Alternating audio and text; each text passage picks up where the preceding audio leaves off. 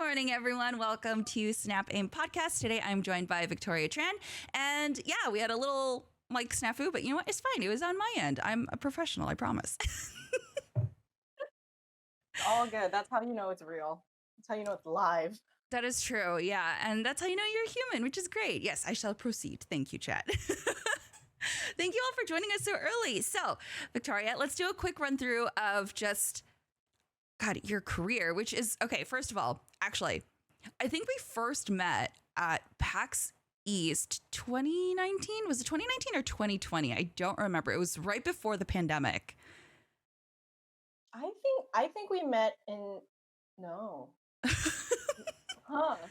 I think we met in 2019 because Okay. I think you saw Boyfriend Dungeon. I did, yes. And it was Okay, I think I can't remember. It's like a blur, right? 2019 versus 2020. You're just like, I don't remember what happened here, but yeah. But yeah, we met and I was playing Boyfriend Dungeon because it was one of those games that I've been looking forward to for a while. And we started talking. We just kind of connected, which is really nice. And we kept in touch over the years. And now look at, you're amazing. Like you have done so much in the community and it's been so cool to watch you kind of just grow and all of the different talks you've been having, all of the different, I looked at your newsletters and I was like, you're doing this for free? It's crazy. So yeah, can you give us a little bit of background of like give us your resume if you could. Okay. Oh my goodness, it's a job interview now. I did actually just want to say before I dive into me, like when I first met Stella, like you're like obviously like your hair always amazing, the colors always on point, the blonde working so well for you Thank right you. now. I saw her like demoing our game and I was just looking at her being like, I should say hi. She's really cool. And I just stared at her. It was so weird. I was like, Victoria, you have to like do something. I was like, but I can't. I'm like frozen in place. I'm just nervous. So that was those were the cool thoughts in my head. But yeah, no. So my background is that I am currently the communications director for Innersloth. We make a game called Among Us. I am also the co-organizer for Wholesome Games. And yeah, I do a lot of community marketing writing on the side with my newsletter. Very much involved in the indie game space when it comes to the marketing stuff. Yeah, so okay, I I feel like I equally was in awe when I saw you because I was just like, this is so cool. Like, you're working on this, and this is like we just like gushed about the different options that were available, and yeah, I remember you were so sweet. You took care of me even after you left Kid Fox because I actually hold on, I have it. For our VOD and stream viewers, you can see the visual. I have the collector's edition of Boyfriend Dungeon, and it is still like mint in its condition because I have not been able to play it yet from this. But yeah, hold on. Okay, yeah, but you still hooked me up with it after you left, and I was like, she's so sweet. You have to have one. You had to. So important.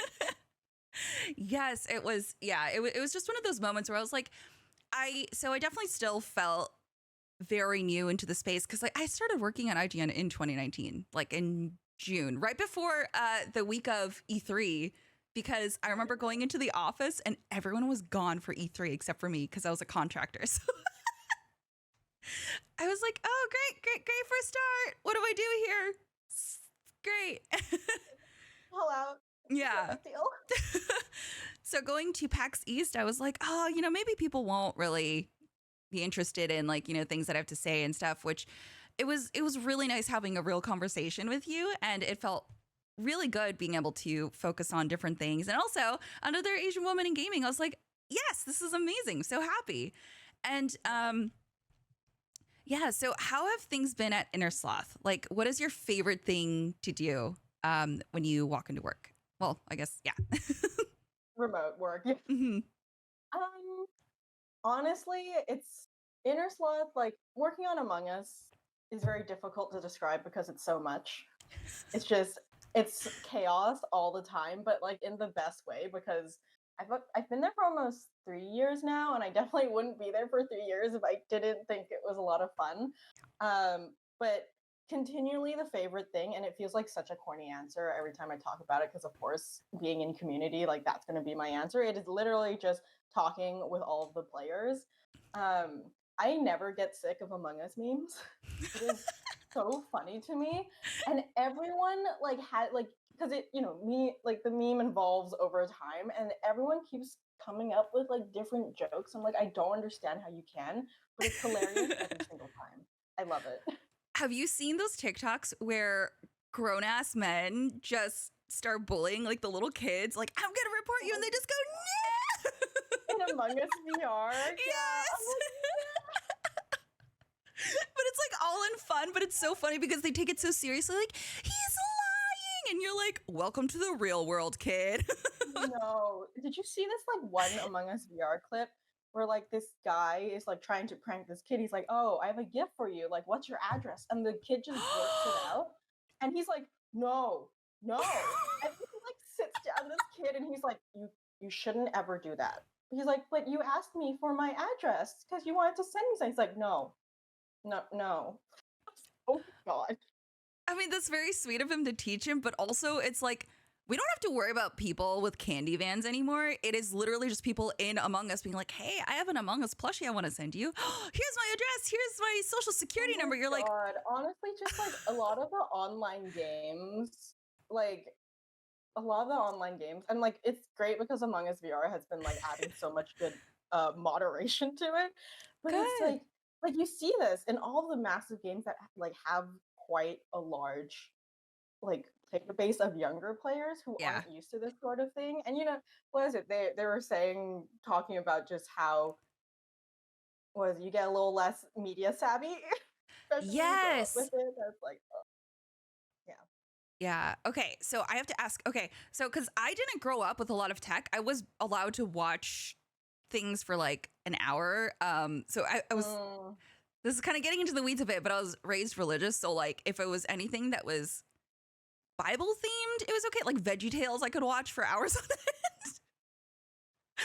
But yeah, did you? Okay, what kind of a background did you have going into games? Like, did you play games a lot growing up? Did you have your own console? Yeah, I had like one of those strict like typical what they would consider like Asian upbringings. Yeah. We didn't have a console. Apparently, I don't remember this because I was too young, but apparently we were gifted a Nintendo console like way back, like I don't know, Nintendo 64 or something, and my mom saw it and she gave it away because she was like, absolutely not. And she was like, no. I know. I was like, what? Like, I never grew up with consoles, but we had a computer, and we could convince my mom that it was for homework and school, and we would just play like whatever we could find on it, right? Like all the Flash games, Yes. the like free-ish MMOs, like that sort of thing. So that's what I grew up on, and otherwise it was very much like, you have your very distinct paths. You have a doctor, a lawyer, an accountant. Take your pick. Whoa. So that was my upbringing. That's very similar to mine, which I was like, it's not fair. Dad gets to play video games. It's like, well, Dad's studying to be a dentist, so he gets to have video game breaks. I'm like, okay, I guess. What? Yeah. I love that. Do you remember? Okay, if you played Flash games, do you remember the Lilo and Stitch game where Stitch would make sandwiches? Like it was a sandwich stacker game. Yes, like you're whole and you're like going back and forth or whatever. Yes. Oh, it's so good. So good. That was my favorite Flash game. I didn't even realize it was a Flash game. And it was just my favorite because I was like, look at him. He's making his little sandwich. And, I want to try to get it as high as possible. And we would go to the library, and that's when we would be allowed to like be on the computer for like research. And I'd be like, oh, yeah, I'm researching this. And I'd be playing the Stitch sandwich stacking game. I played so many Flash games at the library because I was like, this is work time. Yeah. Well, I didn't play so many. Oh, it was great. Yes, and if anyone in chat wants to ask questions, you absolutely can. I will read them and try to input them as gracefully as possible, but also probably not very gracefully because, yeah. Fine. It's fine. um, yeah, I remember I tried to get into other Flash games, like I think makeover games, and I was like, this is not it for me. I need something a little bit more interesting. Oh, there was a. You were on the Barbie train, like the Barbie Flash train. I wasn't. Yeah. Yeah. But I was into the Flash fighting game Teen Titans. Do you remember that one? I did not play that. Okay, there was a Teen Titans fighting game where it was like you play as these characters and you go through different levels and you fight the baddies. I forget what this name was. I forget the name of this game, but I need to remember it because it was actually so fun. But I was really bad at fighting games because I was like, I don't know what's happening, but I really like Raven, so I'm gonna play her. Sounds amazing. I love that. Yeah, no, it's like addicting games, mini clip, like all of that. I had like, and then there's the ones that were more just like online not browser based. I guess Habbo Hotel is not really browser based. Neopets and Tibia. Oh my god. I never got into Neopets, and I wish I had, but I just didn't have that ability to do like time commitment stuff. So also That's Ivan fair. says Teen Titans Battle Blitz. That was the name of the game and it was so fun. I think some of these Flash games kind of live in an archive somewhere, and I think we're able to play it. There has to be some sort of archive of Flash Yeah, games. I think so. So I would highly recommend it. It was stupid fun. You can just do a Flash game stream. Yeah. Oh yeah, and then Hello Kitty Island Adventure is a real game now. Yeah. Yeah, and I was played that. me neither. I need to, but it's so funny. There's so many like parody things in there. Oh I'm my so God. excited. What a beautiful age of gaming that was. I know. I'm so happy. Now they just need to bring back Club Penguins and then it's fine. Yo. I was so like it was one of those things where like when you don't know your parents don't have money and you're like, I don't understand why we can't buy this digital good on Club Penguin. Like, I need this to survive, and you're saying no. Yeah. Now it's all Roblox, right? It's just like, well, I really want this skirt in Roblox. Let me get it.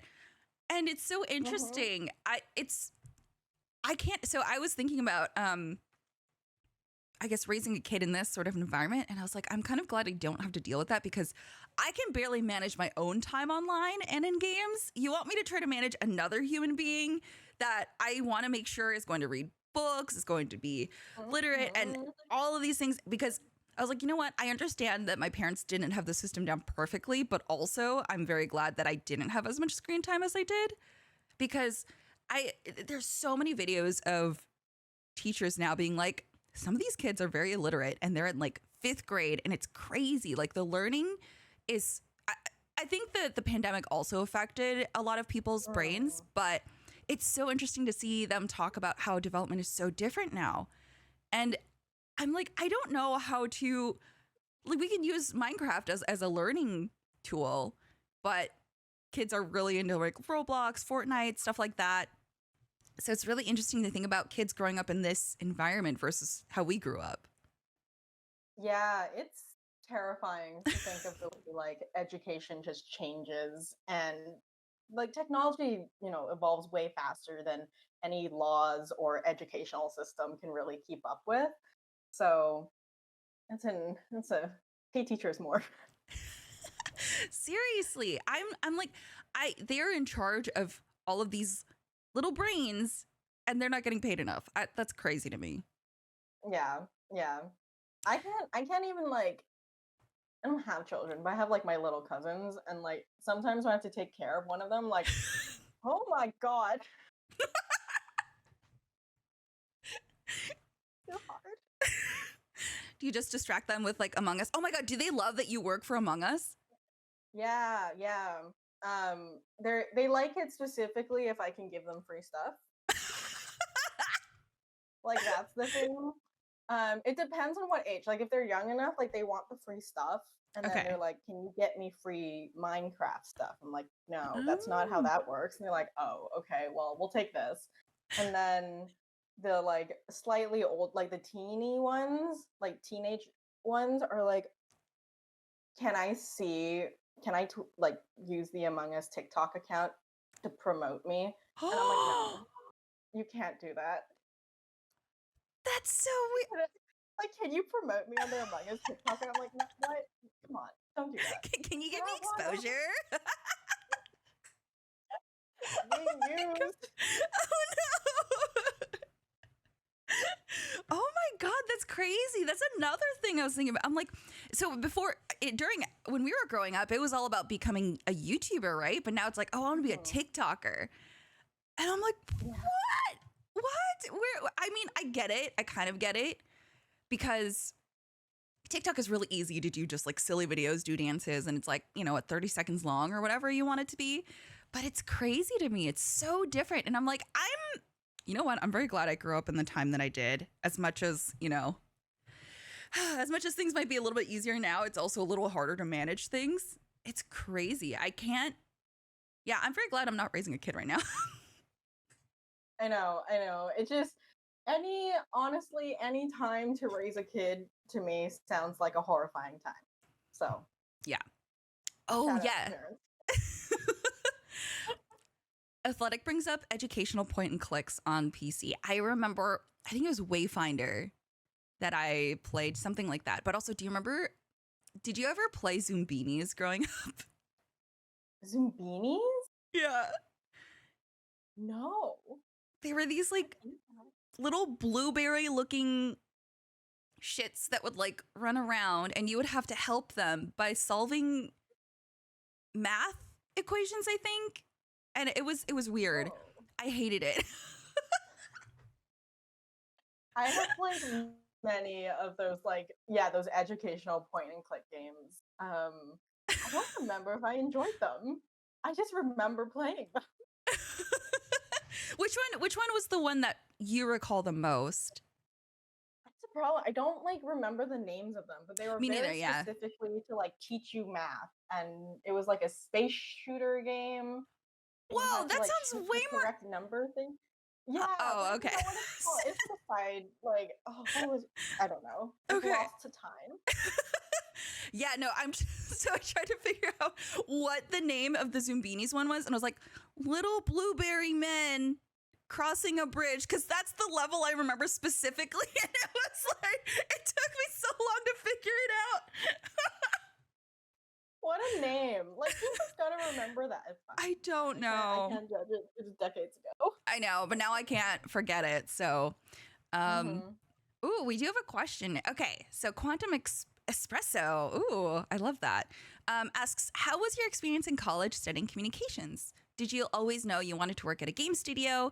And what are some of the challenges of being a community manager that are unique to games? That's a lot, so you can break it down however you want. 3 big questions. Yes. Okay. So studying comms in university. So technically my major was sociology, and then I double minored in healthcare PR and communications because I was going to do healthcare related things. I'm currently not doing that. So, but it was pretty good. I think I just had hit at one point that stage of what am I doing? When you have that moment of realization sometimes when you're like, I'm stuck in a box getting graded on things that I don't think I even remember half of the time. It's just I know how to regurgitate things quite well, and that's what I'm learning. It was still very nice to get the context, and sociology classes are really interesting, but sometimes depressing because you just learn about a lot of shit that's going on in the world. You're like, oh, okay, it's great discrimination everywhere. But it was interesting, and I graduated, and then I had a mini mental breakdown because I realized I didn't want to do healthcare stuff.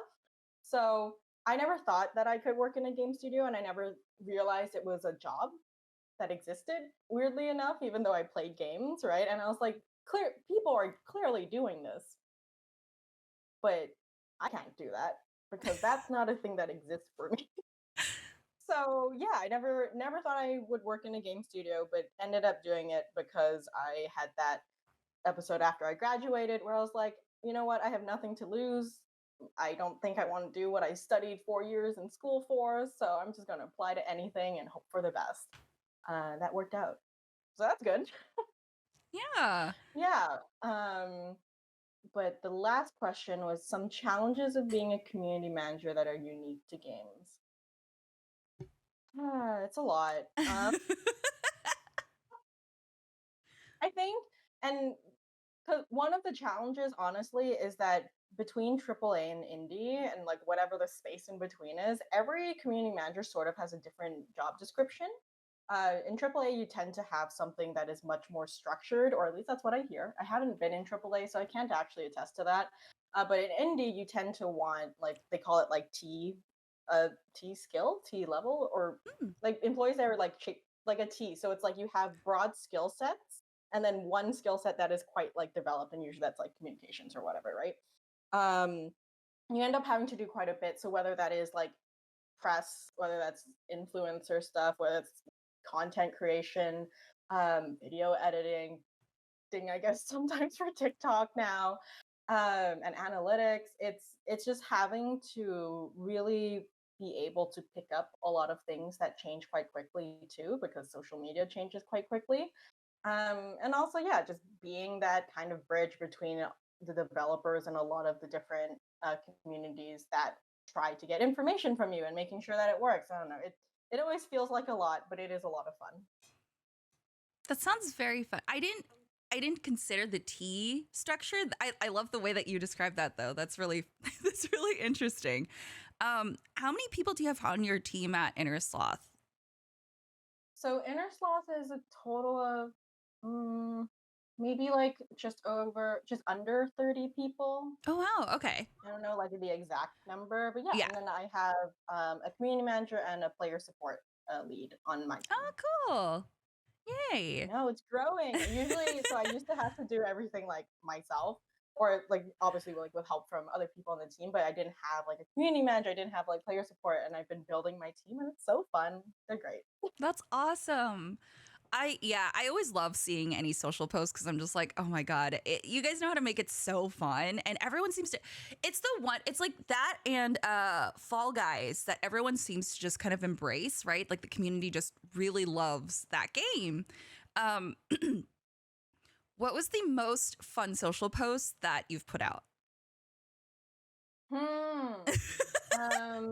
Ooh, those honestly, the most fun social posts tend to be replies sometimes to other game Mhm. studios or other companies, because usually I will know like a few people on the team. And Oh, I'll be like, okay.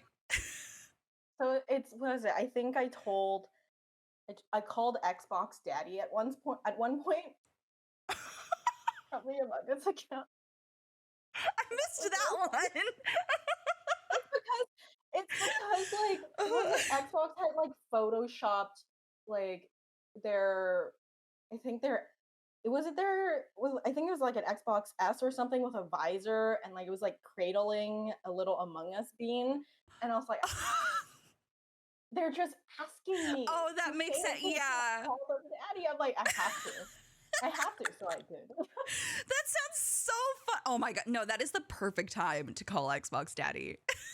Yeah, exactly. It's literally, it's one of those things where it's great when you can just interact with your friends through a different account. You're just like, all right, Yeah. wait here. Yeah. Was it Stein that you were basically I don't know. I don't know okay? who exactly it was I was talking to, but I was like, there's someone there. There's at least someone there who will be like, that's okay. Yeah. Ooh, okay. So then I'm curious, how do you feel about Duolingo's approach to social media? I think that it's funny and it's cool and I'm for it. They're like I think it's one of those things where as someone who works on social, like there are times in which you see someone doing something, you're like, I don't think I would have done that, but that doesn't necessarily mean it's wrong. Right. Yeah. And there's different standards, or standards feels weird. It's different like values or ways we go about things.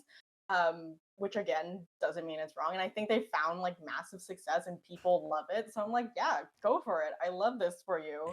Um, it's very cute. I remember one being like, okay, you gotta stop. Where it's like I forget what it was, but like the duo bird costume like gave birth to something. I was like, all right, no, we're done here. I know, but that's the thing though, right? Because like part of it is that you remember that, and you're like, You we're do. talking about Duolingo right now. It's one of those things where I'm like, I get where they're coming from. I get what's happening. And again, some of them I would be like, I don't know. However, you do you. It works. But yeah, I it's so interesting to see different social media tactics. Mhm. Yeah, I don't know. I every time I think about doing anything. So before I started working in IGN, I was like, oh, I can totally do like, social media stuff. I can help with communications. And then I actually saw what goes into it. I was like, no, I can't do this shit. I can't. Even like our social team, I'm like, how did you come up with this? Like, you have to be so fast and you have to know all the different trends. You have to be able to match it. Otherwise, you're too late and then it doesn't look good. So there's so much that goes into it. How do you come up with these ideas? And like, what is your, I don't know. Why are you so cool? Why do I have Riz, you mean? Yes. Oh my God. That's what it. Thank you.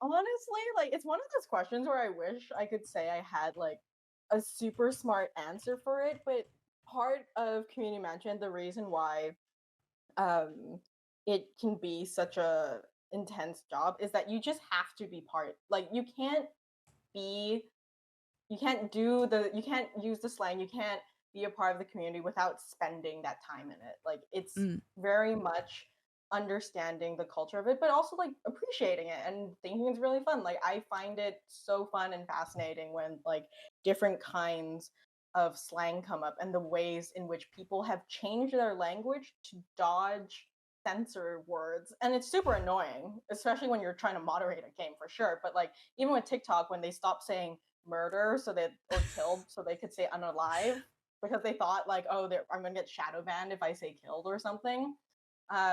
Just like really, it's consumption. You have to like consume the content, but like hopefully a little less mindlessly, like And I do this too, where I'm just like scrolling through TikTok real quick.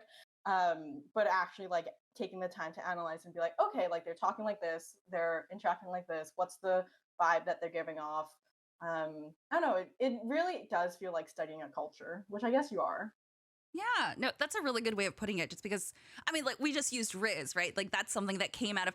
I felt so old. I had to look that up, and I was like, why is this the term for having this air about you? And I looked at him and I was like, oh, charisma. God damn it, just say charisma. um, okay, so what is your okay? So since you are studying the culture and everything, what is the one slang term that you really don't like using, but like it's just prevalent? I'm trying to think. I know. I'm trying Honestly, to think too.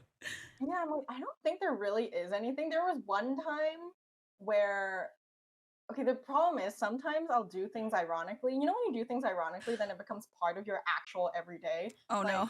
back when dabbing was like, oh, this is so silly. Now it's part of me. Like sometimes I'll just dab to like leave a conversation. I'm like, all right, see ya. I just do that. I'm like, no. Okay, that's adorable though. That's so cute. It hurts. It hurts. Gosh. There was like this one time where I was being so, I don't know why. Like, sometimes you just get in that mood where I'm like, because everyone calls each other bestie now, and they call like the Among Us account Yes. bestie. And I'm like, I know I have best friends. I can't just call anyone bestie. I was like, also, I'm cheating on my best friend. I was like super against using the word bestie anywhere. Oh my god. That's so cute. You're like, no, I have best friends. You are not my bestie. That's Don't so call me cute. bestie. Oh, God. But yeah, what are yours? Do you have any? You know what? I was thinking, I don't use Riz too much, but I don't like that one. But also the one that I really, really don't like, the one that I've like gone on a rant before is sheesh. Like, Really? yeah, Why? I understand. Well, the way that they do it, right? Like the way that you just go sheesh. I'm like, why is everyone saying this all of a sudden? Did people just discover this word exists? And then I kind of understood why they're using it, but I'm like, I hate this. This is like, it used to just be like a reaction thing, but now it's like, I don't know. I really did not like it. I was like, Oh, everyone sounds like seagulls saying sheesh all around. that's fair. That's actually hilarious. I was like, I don't like this. Do you have one that you like then? Let's see. I don't know. I can't think of like a would cunty be one? Oh my god.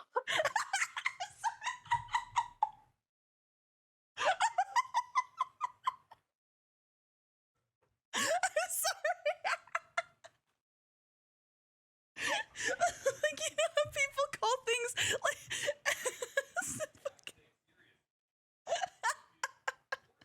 It's just not the one I. she's like, oh, she's gonna say something like, I don't know, like something else.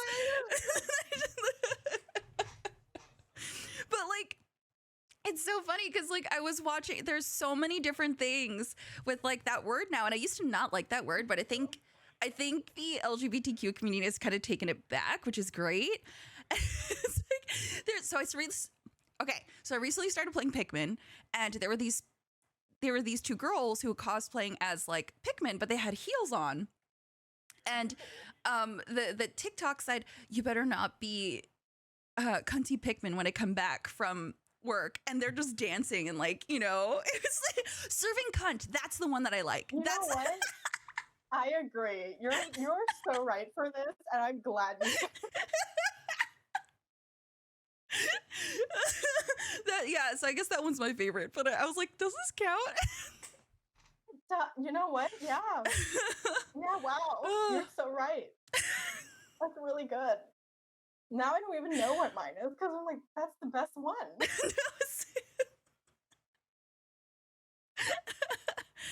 Oh god, the Quantum Express with Go Piss Girl. Yeah. That's a really good one. Yeah. That's a really good one. Where did that even it's so funny because I just hear these things. I'm like, where did they originate from? I think that was from Gossip Girl, and someone just like changed it so it said Go Piss Girl. That's so funny. Oh my god. I don't like, I watch Gossip Girl and like one watch through is fine. I'm not gonna do a rewatch. I have only seen, like, back when it was popular, I had only seen a few episodes because it just wasn't doing it for me. Yeah, I'm just like, oh, rich teen girls and boys. I'm like, I don't relate at all. It's like, oh, okay. That's nice. Have fun. I was like, I don't care about the drama.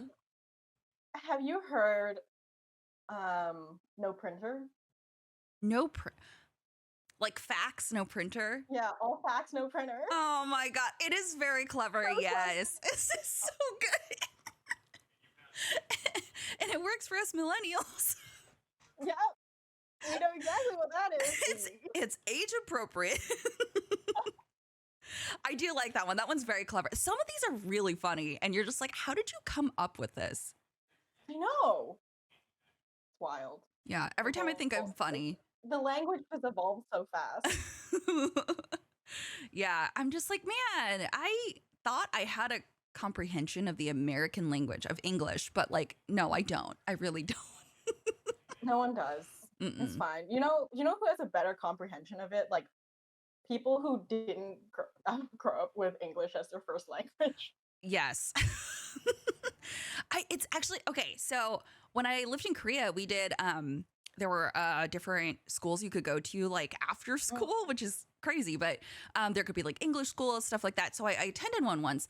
Oh my God, their understanding of just the English language, like down to syntax and everything. I was like, you guys know this better than I do. Like, Oop. Oop. Like, oh, I know. I was like, this is embarrassing. yeah. Technically, English was like, I don't know if you get it, but like English is technically my second language, but I lost my first language. Oh So no. that's unfortunate. Yeah. Because my parents were like, oh, because they barely speak English. And then they're like Mm, really worried that I wouldn't be able to do that and I would struggle in Canada. So they're like, just speak English.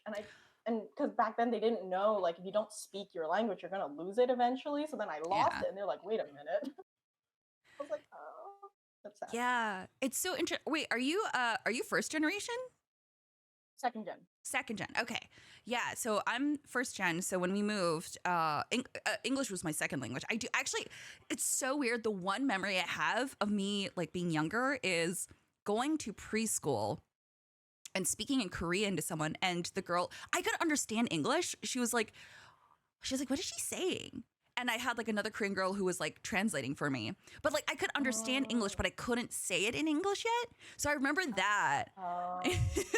Yeah, Mhm. it's crazy. And yeah, so I do hold on to Korean a bit, but it does take me a minute to like switch back if I decide to speak in Korean.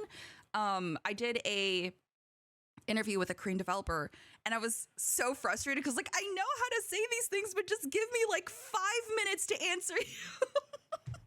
Oh my gosh. Yeah, yeah.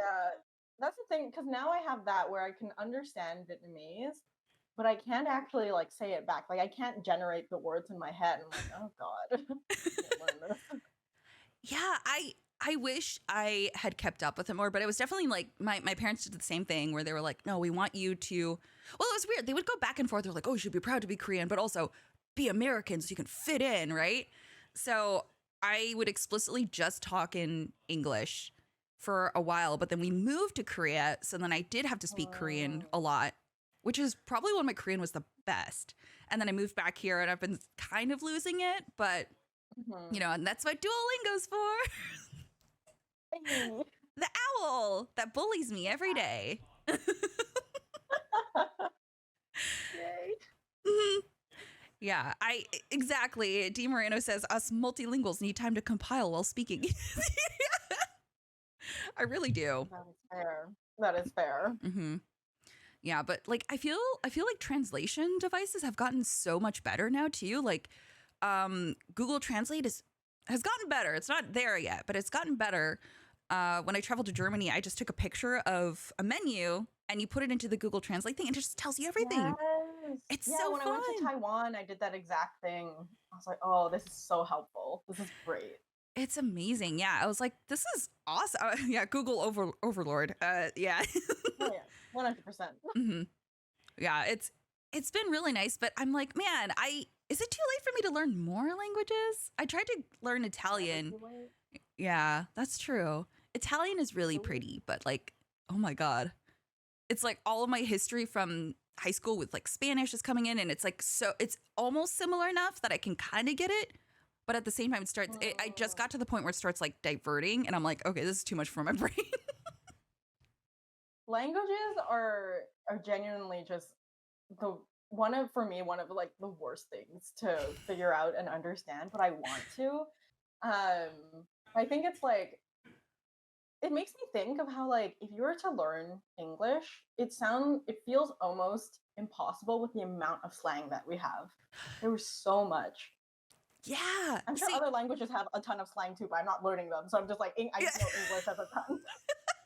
Yeah, it's the same with Korean. When I lived in Korea, I was like, wait, what does this word mean? I've never heard this. And, my cousins would be like, oh, this is slang for this. And I'm like, what? How does that even happen? Right? Because now I'm just like, now I have to understand slang between two different languages and then Oh, also translate those in my brain. And it was really difficult. I was like, oh my God. And I already know that that slang is outdated now. So I'm just like, great, I'm gonna be like a yeah, boomer in it's Korea. changing. Oh my god. There so somehow on my TikTok there's this guy who his first language, his native language is Chinese. And he's trying to teach people Chinese people how to speak English like on TikTok and or like just other people who don't like really know English. And the comments are so funny because they're like, this guy speaks English in 4K. Like the way he speaks, like the enunciation, it's so clear, it's so precise, it's so perfect. I'm like, I can't even speak like that. I want to learn how to speak like that. could do this class. In 4K. That's so funny. Oh my God. It's I also don't. good slang. Saying things are in 4K. Yeah. Oh my God. Yeah. Caught in 4K. That's one of my favorites too, because Yeah. oftentimes it's applied to a very like good situation. You're just like, Have you ever said you raw dog something? Yeah. See, you surprised me with that one, Victoria. What are you raw dogging these days? Such funny slang. What? I think one time, like I was just outside with one of my besties. And we took off like our masks because we're just No. outdoors, and she's like, "Damn, we're really raw dogging the air right now." And I was like, "Oh my God."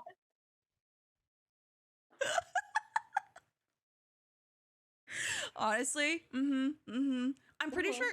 I think I said it in a similar situation where I like didn't take my allergy meds, and I'm like, damn, I'm just raw dogging this right now. And it's just like, oh man, definitely can't talk like that at work, but you know. Yeah, and you're just like into one of your segments on IGN. Oh my God, imagine. Oh, maybe on the next podcast I'll do. Yeah, and then if they're like, "Why did you say this?" You're like, "It's the slang. Don't you want to be current?" Oh my God. I'm okay. Yeah, I'm going to try to figure out a way to do that because I think there's like, oh, we need to appeal to the younger audience. Okay, let me hold on. Let me raw dog this. Oh my God. That makes me think of like, hold my beer just kind of left. Yeah. Yeah. Yeah. No, there was a tweet that was literally like, I see. They're what they call savage. We used to call go beast mode. We have so much in common. And like, Ew, that's right. Oh my God, I forgot about beast mode. right? Remember that was a thing? You would go beast mode? You're just like, oh God. It's like the old Facebook posts of yeah, like those cringe posts that you put, you're like, delete that. Yeah. You know what I actually never understood, but just had to pretend like I did, was the game, like losing the game. Dude, I still don't get it. Right? I never understood that. Like people be like, "Oh, now we lost the game." I'm like, I don't. Yeah. And some people would like make it their personality to be upset about it. And I'm like, I don't care. I don't know what this is. Never understood it, but. Oh yeah, Deadass is a good one too. Yeah, Deadass now 100%.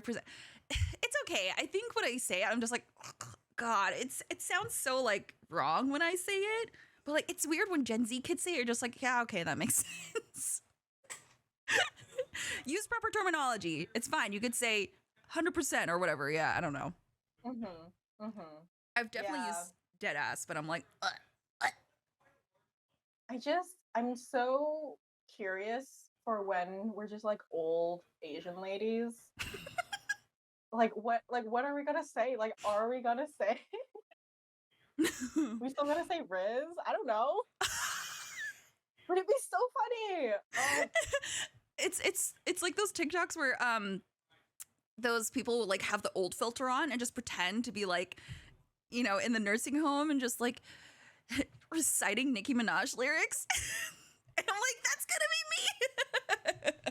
It'd be so good. It'd be so good. That will absolutely be me, like just in a rocking chair, like, oh, look at old Spencer trying to rizz up Victoria. Let's see how this goes. I bet she'll dead ass beat him up.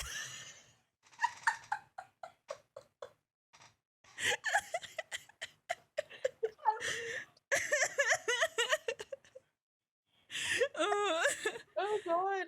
Honestly, like I'm okay, this is such a like more serious and more genuine thing, but I am so excited, hopefully. And there definitely are, but like the older people get and like the older the game industry gets, and you see like, and there are of course older people in the industry, it's just like I want to see that. Like I love like that extended timeline in the industry, and it's not just like, I don't know. It's very exciting to me. I'm excited to grow old. Okay, so so my coworkers and I had this discussion. Do you think that the person who wrote for Sony the get your 19 inches of venom, do you think they meant to say it? I know. Do you think they meant to say it like that, or do you think that it was someone who was older, maybe not like thinking in that way, who was just like, yeah, this is a great way to say how big this statue is, or do you think they knew? I in my heart, I want to say that they knew and they were like, let's see if I can get away with this. I really want that to be the case, but it might it might just be that it just like it slipped their mind. And I've been in enough situations where I've written stuff and I've been like, okay, I think this is good. And I didn't like put it out there yet, but I was like, I'm just gonna like let it ruminate for a bit. And I come back to it and I'm like, oh God, wait. That sounds terrible. Because I think when your job is to like keep writing these things, sometimes you're just like, I just gotta like get this out, or like I gotta do this thing. So it slips your mind and you don't realize it. But sometimes you do it and you're like, I know exactly what I'm doing and I hope it goes through. Yeah, So in my head, I was like, maybe they were trying to describe it in like the least amount of words possible to fit it into a tweet. But also, I mm, mean, 19 inches of like that's a very specific way to say it. it is. And we can only hope. We can Hmm. only use our imaginations. Yeah, I mean, I definitely use my imaginations on the 19 inches of venom. I'm just saying, I'd be raw dogging that image. This is the most unhinged. Yeah, I could take him. Not in a fight, though.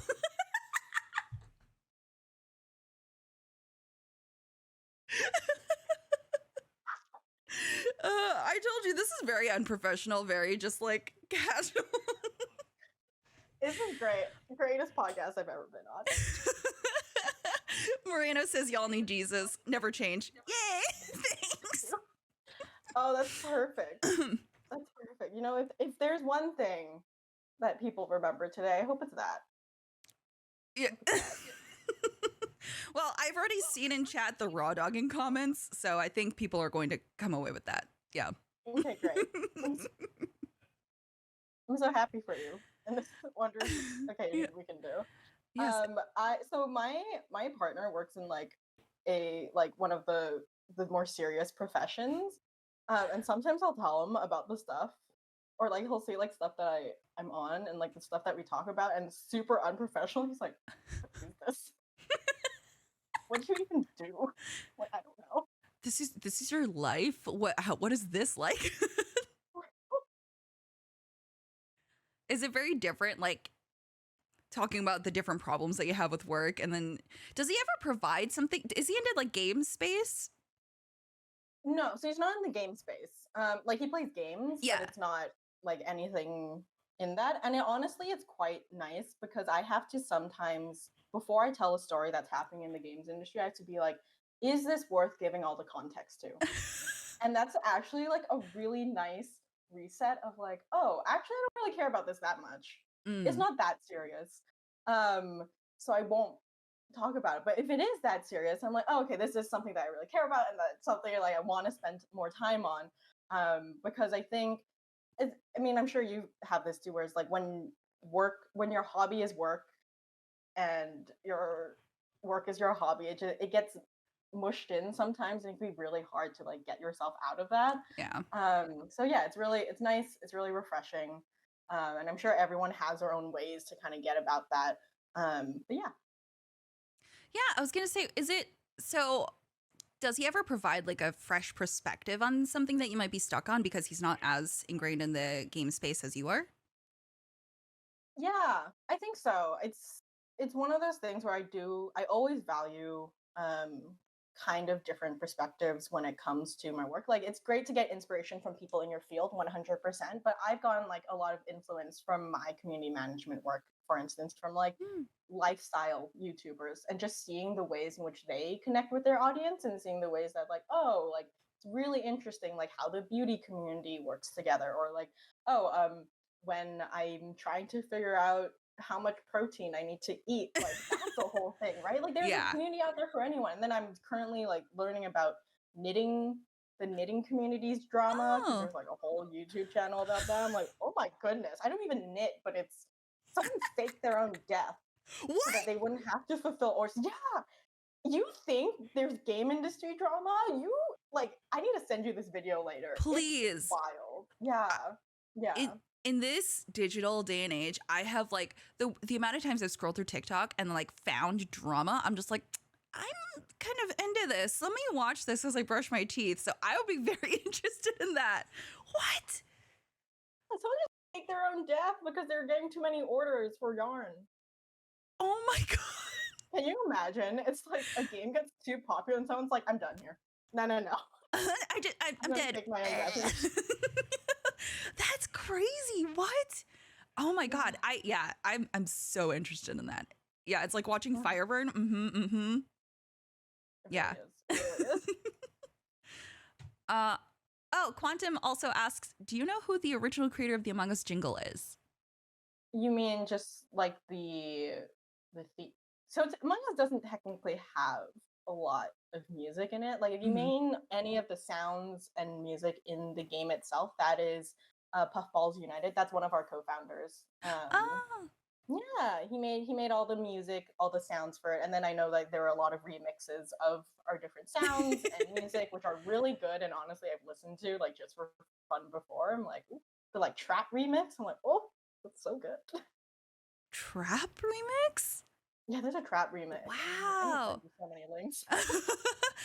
It's been so nice to see the Among Us community just grow, and there's just so much love for the game. It's crazy. Like, I remember coming back to the game for a charity stream, and I was like, oh my god, there's like the rewards track is really good. I really loved that. So there's more replayability to it, and I feel like Among Us VR is probably the next step I want to take because it looks so fun. You should. It is honestly very cool to be like when I was testing it out, like walk around the Skeld and like try the different tasks. It's super fun. It's super fun. Yeah. Oh, what about, is there like a haptic suit where you can feel if someone like stabs you? No. But imagine we like somehow created that. Have you ever wanted to just be stabbed and see what that felt like? Well, you can now with Among Us VR haptic suit. Yeah, it's a little bean. Yeah, I did the VR thing before, and of course I went with a group of friends, and all the guys immediately just like turned the guns on themselves and were like, "Oh, I wonder what this feels like," and shot themselves. I'm like, "Oh my god!" But yeah, I was like, "Wait a minute, this could be fun for Among Us, you know? Maybe every time someone passes you, you feel it like vibrates or something, and then like if they do the stab animation, you feel it in your back because they stabbed you in the back." Oh god. But True. It would be very interesting. Maybe an April Fool's joke? And just develop a very expensive haptic suit so you know what it feels like to get stabbed. Yeah. It's just for that purpose. It's a big deal. Yeah. Well, I don't want to take up too much of your time. We are coming up on an hour, but I don't know how you are on time or anything. Yeah, I can. I just have to end at 10:30 because I have 10:30? a dance class to go. A dance class? Wait, tell me about that. You're a dancer? Yeah, well, no. So I only started like early this year, so I'm still learning. You're a dancer. That's awesome. Thank you. I went to one dance class. Do you do pole dancing? I do. I haven't done it in a minute, but I still have the pole up in my. Okay. Yeah. That's what I've been learning to do. That's my dance class. Yay! It is, isn't it? Okay. It is way more athletic than I ever thought it would be. Yeah. Some of the moves I thought would be easy. I was like, my stomach. Yeah. I was like, because look, when I see like your muscles on Twitter, I'm like, damn, that's really nice. Like, I would love to be super strong. But like I'm not there yet. Like I haven't like hit the phase where I've like done like the free weights or anything. Yeah. But whole and like the strength that comes with it, and also needing to be like graceful because it's not just if you're not, you're gonna like hit your like leg against the pole. I'm like, this is so fun. It is. This is awesome. So yeah, I've been having a lot of fun with that. Yeah, it's very. I'll say for me, it was very humbling because I was like, oh, I thought I was strong, but it requires a different strength. And I was like, oh God, I look like a fish, man. They're like, oh, do the sexy wave, and I'm like, You're like, what? like I look so stiff, and like I see the video back, and I'm like, oh, delete that, delete that, delete that. That will never live on the internet. I know. I'm like, I have videos where I'm like, this is like blackmail material. Like, I look so awkward. Like, are you kidding me right now? It's so funny because like I'm like, oh man, my instructor was the most like gorgeous, like flexible person. She was doing that. I'm like, I can do that. I'm like, oh no, I can't. No, but that's awesome. No. Yeah, it's so much fun, and it's just like it combines so many things, which is like the gracefulness, like the flexibility and the strength, which are all things I haven't been very good with. So when I first did it, I was like, I don't think it's actually going to like work out, but like I've been wanting to try one for so long because when I see people who like pole dance, they look so strong, and like, I really want to try that. And then I did one class, and I was like, I have to come back. Like, Yes, I'm so glad. It's such a good workout, and it also like it does help with your confidence. I mean, I know like, learning it is tough, but it feels so good when you figure out a move or when you nail a certain part of choreography. I'm so happy for you. Thank you. Yeah, no, it's so much fun, and it's one of those things where so I do a daily workout like with like some like weighted squats, like all that sort of thing. Yeah. And I was doing pole, and then I wasn't eating enough protein. Oh And I no. forgot, and it's fine. I'm sure because before when I was doing like my short daily ones, I was like, there's no, it's fine. But then I think I like sprained, not sprained. Was it pulled a muscle in my back. No. Like, for the Oh. first time ever in my life. I was like, why? What happened? And they're like, one, did you stretch, but also two, how much protein do you eat? And I was Mhm. like, oh, I see now. Yeah. I see my It's problem. it's a lot to manage because like I don't think you need to have too much protein, but like just enough is good. But Yeah. sometimes some days, man, it's hard. You're just like, "Ugh, I don't want to shake, or like I don't want to eat that chicken."